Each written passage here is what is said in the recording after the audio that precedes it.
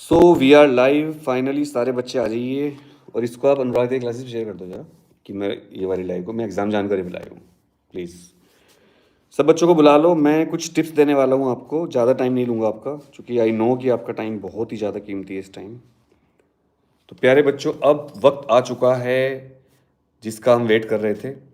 और एक दिन में अब जो टाइम बचा है हमारे पास, अभी 5:30 बजे हैं। अगर 6 बजे से मान लें तो 6 बजे से रात के 12 बजे तक आप पढ़ाई करिएगा, 6 घंटे की बस। ठीक है, अब कोई यूट्यूब वीडियो वगैरह मत देखना अनटिल एंड अनलेस कोई डाउट ना हो आपको।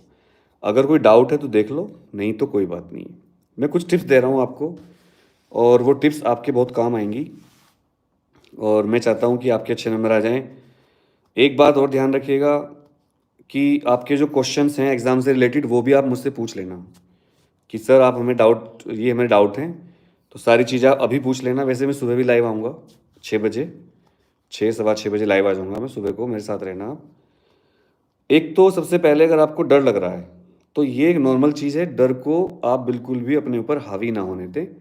डर लगना कोई बुरी बात नहीं है मेरे प्यारे बच्चों, डर सबको लगता है, मुझे भी लगता है अभी। अब जैसे मैं एमटेक कर रहा हूँ तो मुझे एग्ज़ाम देने जाना होता है तो मैं भी डरता हूँ।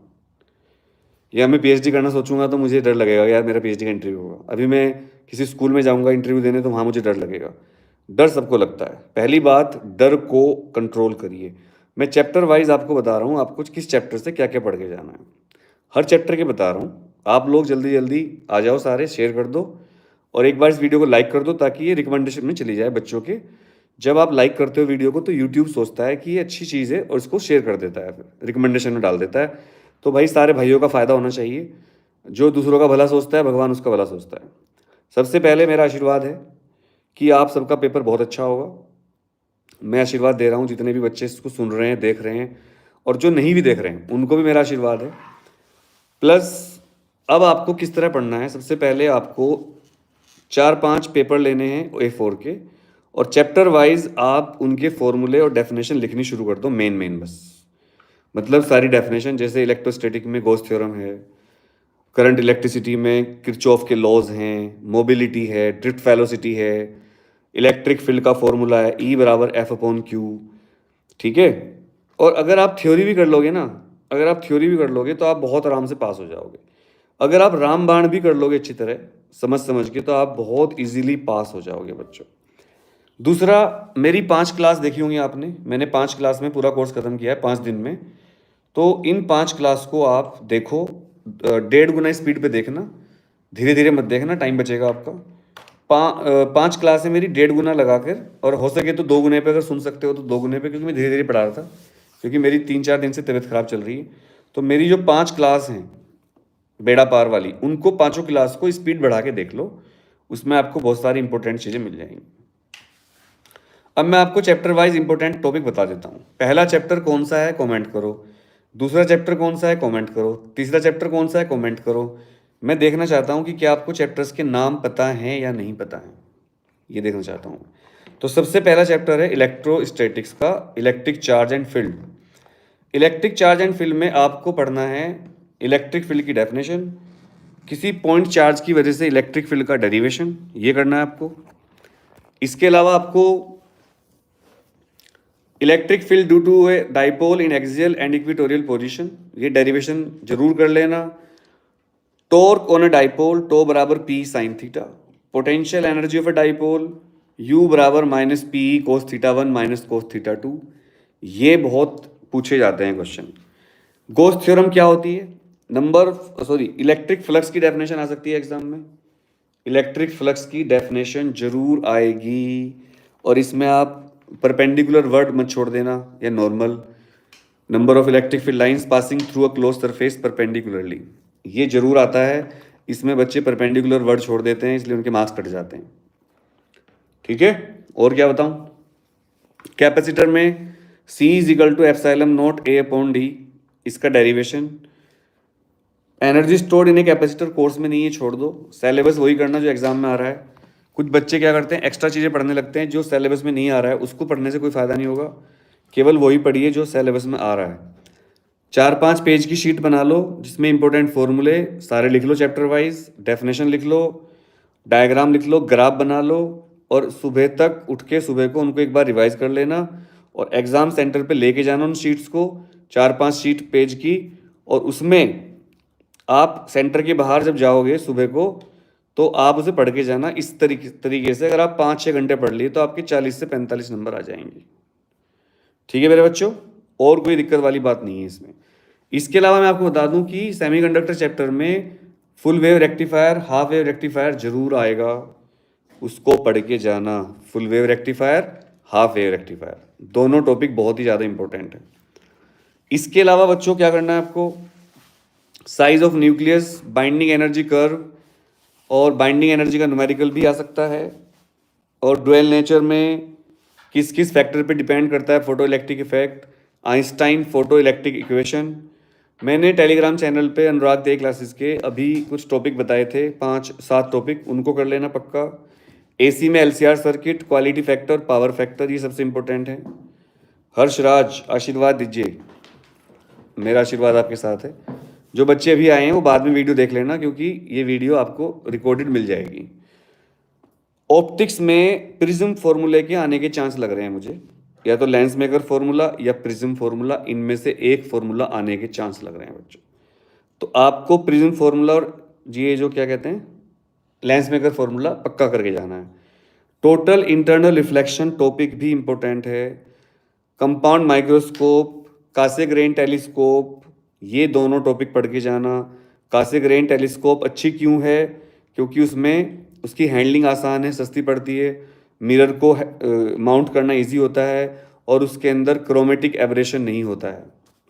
डेरिवेशन की जहाँ तक बात है, पहले चैप्टर में से electric field due to dipole का डेरिवेशन, गोस थ्योरम का derivation, application of Gauss theorem, capacitor की कैपेसिटी का डेरिवेशन, ड्रिफ्ट वेलोसिटी का डेरिवेशन, किरचॉफ लॉ का डेरिवेशन, व्हीटस्टोन ब्रिज का derivation, meter bridge potentiometer cut गए हैं कोर्स में, नहीं है पढ़ना मत। Motion of a charge in magnetic field, इसके अलावा फैराडे के दोनों लॉ लिखने को आ सकते हैं। मोशनल इलेक्ट्रोमोटिव फोर्स E=BLV आ सकता है। इसके अलावा बच्चों अगर बात करें हम EMI चैप्टर की, उसमें तो फैराडे लॉ हो गए, चलो ठीक है।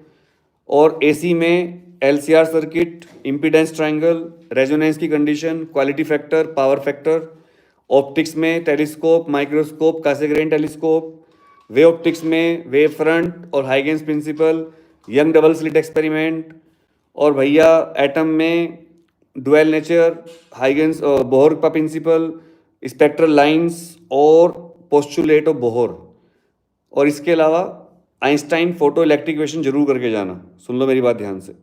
NCERT में इसके बाद न्यूक्लियाई चैप्टर में कोई डेरिवेशन नहीं है। इम्पैक्ट पैरामीटर और डिस्टेंस ऑफ क्लोजेस्ट अप्रोच, इनको करके जाना। इम्पैक्ट पैरामीटर और distance of closest approach. Rutherford का एक्सपेरिमेंट, रदरफोर्ड के एक्सपेरिमेंट का एक दूसरा नाम है जिसको हम बोलते हैं गीगर मार्सडेन एक्सपेरिमेंट, तो वो भी आप करके जाना, गीगर मार्सडेन एक्सपेरिमेंट। एक सेकंड,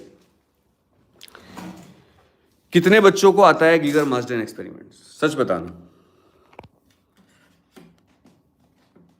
और इसमें गोल्ड फॉइल यूज क्यों करते हैं, ये भी बहुत पूछा जाता है। गीगर मार्सडेन एक्सपेरिमेंट में गोल्ड फॉइल क्यों यूज करी जाती है, ये भी क्वेश्चन आता है बच्चों। मैथ्स की टिप्स कौन सी क्लास की दे दो। गोल्ड फॉइल को यूज करते हैं क्योंकि गोल्ड फॉइल में क्या होता है बच्चों, गोल्ड फॉइल में मैलेबल होती है और उससे हम बहुत पतली फॉइल बना सकते हैं, तो ये फायदा हो जाता है उससे, ठीक है। इसके अलावा कितने पार्टिकल वापस आ जाते हैं और कितने पार्टिकल आर पार चले जाते हैं, ये बहुत पूछा जाता है। रदरफोर्ड एक्सपेरिमेंट से क्या फायदा हुआ हमें, ये बहुत पूछा जाता है। रदरफोर्ड एक्सपेरिमेंट का फायदा क्या है, ये भी पूछा जाता है बच्चों। इसके अलावा गोल्ड फॉइल 8000 में से एक, बिल्कुल विशु गुप्ता, बहुत बढ़िया।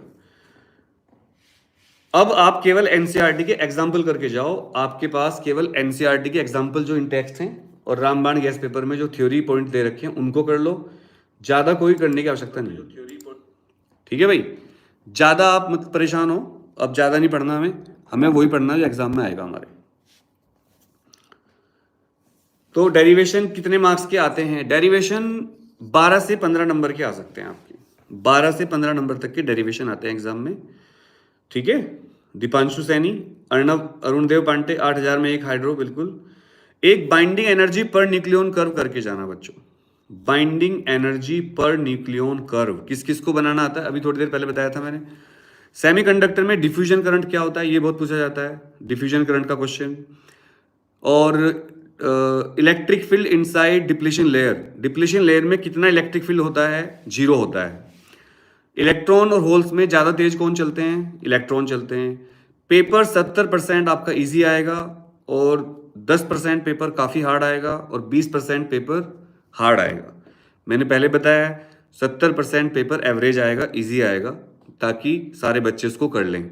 तो आपको 70% पे फोकस करना है। बच्चे गलती करते हैं कि वो 70% पे फोकस नहीं करते, वो उन 10% क्वेश्चन पे फोकस करते हैं जो उनको नहीं आते हैं।